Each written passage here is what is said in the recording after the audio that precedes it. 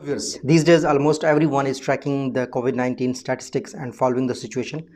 But there's one thing which is continuously being forecasted, and there are some reports which are not scientific, which are not true. So I thought better to share with you the post COVID-19 forecasts mentioned in different research papers, mentioned in reports of McKinsey.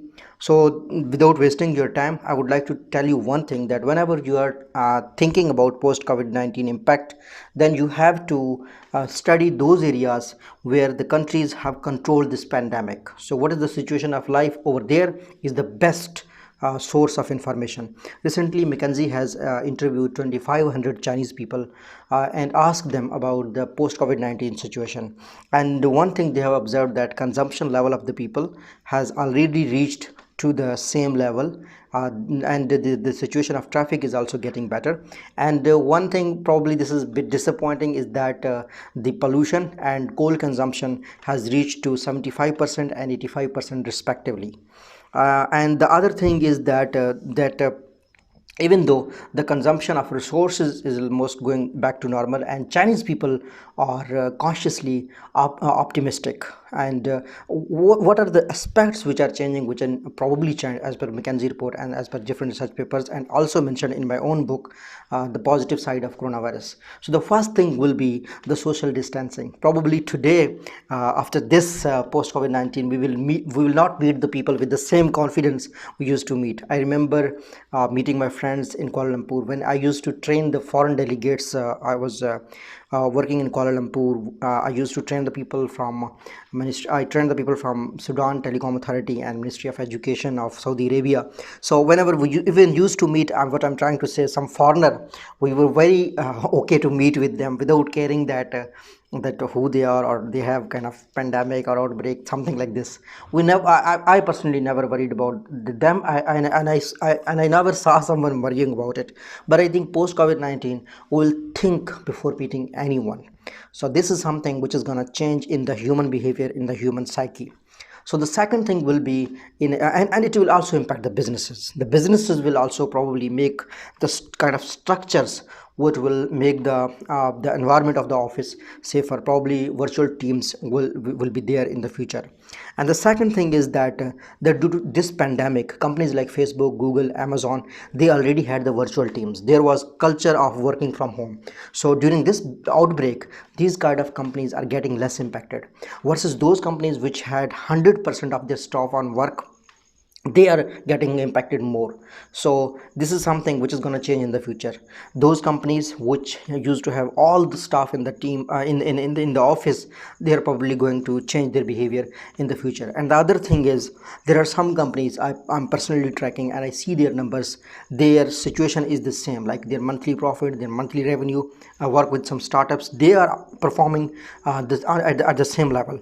Let's say I work with one Belgium company. They have some employees in the UAE and some employees in Lahore, Pakistan, and I work with them as a consultant, as an outsider. So I can see that there is no impact on their growth, there is no impact on their performance. So there are companies, the virtual companies, which are doing very well, and the other companies will also learn this thing in the future. I think this is something which will change. This will be the second thing. And the third thing will be about the health sector changes. There will be too many changes in health sector and project management.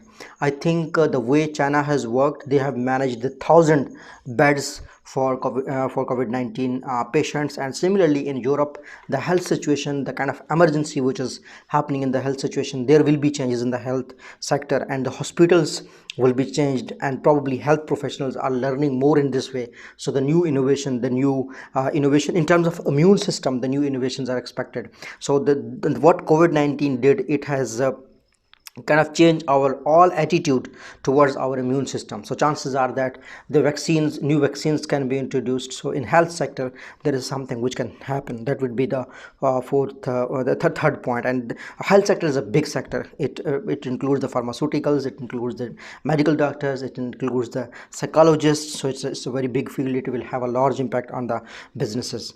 And the fourth thing is that all of us know that when it comes to the metal, around 50 to 70% of the copper, of coal, and these kind of things is exported from China to rest of the world. So this market, particularly the Asia, is very vulnerable. So if a pandemic or if a virus like a coronavirus stays on metal for a long run, then while importing and exporting something, probably in future countries will think.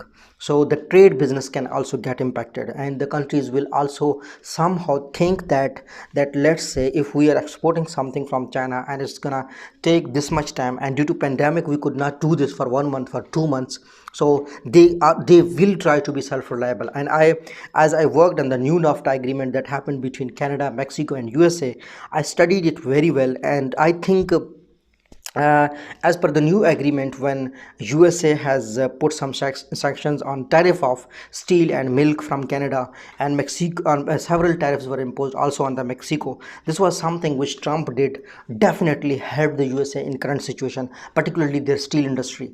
So I think these kind of changes are expected more, that the countries will think about those situations when the borders will be sealed, when they will not be able to get the products from other countries. Then they will think about the self reliance, or maybe being self efficient. So that is something which is gonna change. So it will also impact obviously on the manufacturing side. It will also impact the businesses. So these are the 4 things I wanted to share. If you find this summary useful, I would request you to share it with others. But the good news is that in China things are getting normal and people are cautiously optimistic. Thank you so much.